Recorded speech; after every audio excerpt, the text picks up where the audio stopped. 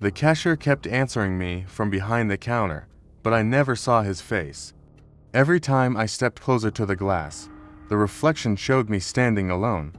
And when I finally looked down at the receipt, the printed line at the bottom wasn't a total.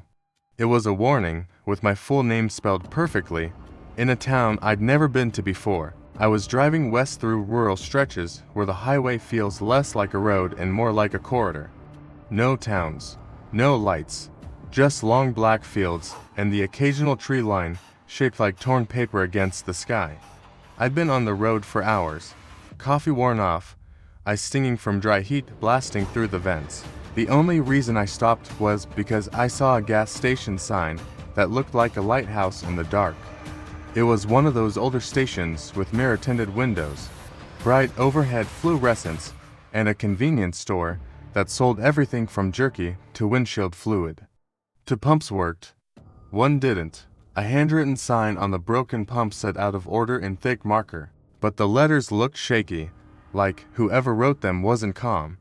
I parked at the working pump, swiped my card, and started filling. That uneasy feeling showed up fast, the one you get when you realize you're the only moving thing in a wide open area. No cars, no trucks, no footsteps. The highway whooshed far away like ocean waves. The store's glass reflected everything, which should have made me feel safer. I could see behind me. I could see the pumps. I could see the empty lot. But I also saw something I didn't expect, behind the counter, a figure standing perfectly still. At first, I felt relief. An attendant, another person. Proof that I wasn't alone out here. My tank clicked full. I put the nozzle back and walked toward the door. The open sign glowed. The figure behind the counter didn't move. When I stepped inside, the bell above the door jingled, bright and normal. The air smelled like stale coffee and cleaning chemicals. The aisles were stocked, but too perfectly, like a display that hadn't been touched in days. The fluorescent lights hummed with a sharp edge, making everything look slightly unreal, too bright, too flat.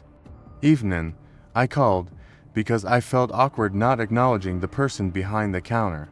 A voice answered immediately, conversational, like he'd been waiting. "Evenin', long drive." I froze, because the voice came from behind the counter, but I still couldn't see his face. The mirror-tinted divider behind him reflected the store interior, and in that reflection, the space behind the counter looked empty. I stepped to the side to change angles. The voice continued casually, asking what direction I was heading, making small talk like any late-night clerk. But each time I shifted my position to get a clear line of sight, the figure behind the counter seemed to stay perfectly aligned with the shadows and reflections, never letting me see details. It was like trying to focus on something in your peripheral vision. I grabbed a bottle of water and set it down. "Can I get a 20 on pump 2? I asked out of habit, even though I'd already filled up. "Pump 2, he repeated. "You sure that's the one you used?" "Yes," I said, and then hesitated, because I wasn't sure anymore. The moment I tried to recall the pump number, the memory slid away like it had been greased. The voice behind the counter stayed friendly. "No worries. Happens all the time." I watched his hands, at least I thought I did. I saw movement at the counter, a shift, like fingers tapping a register. But whenever I looked directly where hands should be, I only saw reflections and the edge of a sleeve. My skin prickled. I tried to laugh it off. "Sorry, I'm just tired. Don't look at the glass too long," he said, still casual, like giving travel advice. "You'll start seeing the wrong things." That sentence hit my chest like a sudden drop. "What?" I asked. The voice didn't answer the question. Instead it said, "Receipts for you." A piece of paper slid out of the printer with a sharp buzz. I took it automatically and glanced down. The total was normal. The items were normal. But the bottom line, where it sometimes prints a survey link or a thank you message, wasn't normal at all. It read, "Drive east. Do not stop again." My full name. I didn't give him my name. I didn't use a rewards card. I didn't say it out loud. My name isn't printed on my debit card. I looked up fast, heart pounding. finally ready to see the attendant's face. And for the first time, the counter area was empty. No person, no movement, no sound. Only the mirror glass, reflecting me standing alone with a receipt in my shaking hand. The bell above the door jingled again even though no one entered. Then the store lights dimmed slightly, like someone breathed on them. In the mirror glass behind the counter, I saw something that wasn't in the store with me.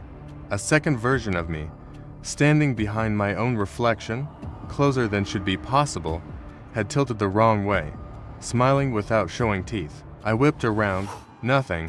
The voice spoke again, no longer friendly, neither close to my ear even though no one stood beside me. "You look too long." I ran. I got in my car and drove until the sky started turning gray. I didn't stop. I didn't even slow down when my stomach cramped from fear and caffeine. When I finally pulled into a well-lit station near a real town, I checked my phone. No record of the first station.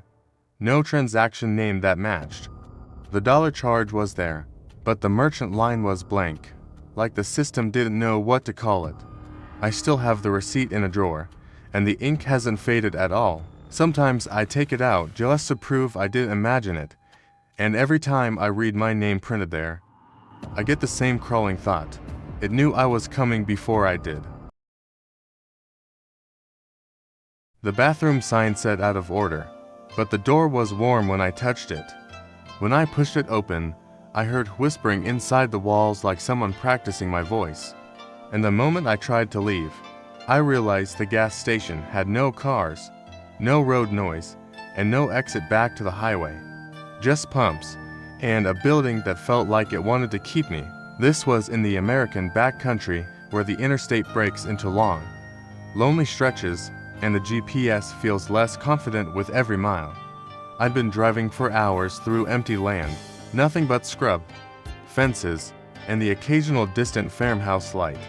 When the gas station appeared, it wasn't a relief so much as an interruption, like a single tooth in a wide black mouth. The place looked functional from a distance. Bright canopy lights, a small store, a few old pumps. But up close it felt neglected. The trash cans were empty in a way that didn't look clean, just unused. The window posters were sun-faded. The door chime sounded weak, like it hadn't rung in a long time. The cashier was there, but he didn't greet me. He stared past me at the aisles like he was listening for something behind the shelves. His face was tired, expression flat, eyes slightly unfocused. When I asked if the restroom worked, he didn't answer immediately. He pointed, slowly, toward a narrow hallway beside the coolers. His finger lingered there too long, like he wanted to warn me without words. The hallway smelled like bleach layered over something older. Damp wood, mold, heat. The restroom door had a sign, out of order. Someone had written underneath in pen, "Don't stay long." I should have turned around. I didn't, because tired people ignore warnings all the time. The door was warm when I touched it, and that warmth felt wrong in an air-conditioned store. I pushed inside. The bathroom was small, tiled, lit by a buzzing fluorescent tube that flickered like it couldn't decide if it wanted to work. The mirror over the sink was spotted. The stall door had no lock, just a latch hanging loose. Then I heard it, not a voice in the room, a whispering sound inside the walls, like wind pushing through a narrow gap. But it wasn't random, it had rhythm. It rose and fell like speech. I stood still, holding my breath, trying to identify words, and then I heard my own voice. Not speaking now, but speaking earlier, replayed back, faint and distorted, like the walls had recorded me. My mouth went dry.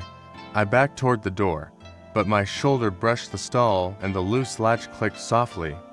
The whispering stopped instantly, like something had noticed me notice it. In the sudden silence, the fluorescent light flickered then steadied, and a new sound replaced the whispering, a slow, deliberate scrape, like something dragging along the inside of the wall, traveling toward the bathroom door. I grabbed the handle and yanked it open. The hallway outside wasn't the hallway I'd walked into. It was longer, narrower, dimmer. The cooler lights were gone. The store's hum was gone. The air smelled like dust and cold metal. And at the far end of the hallway, where the store entrance should have been, there was only darkness. Behind me, inside the bathroom, the whispering began again, but now it wasn't my voice.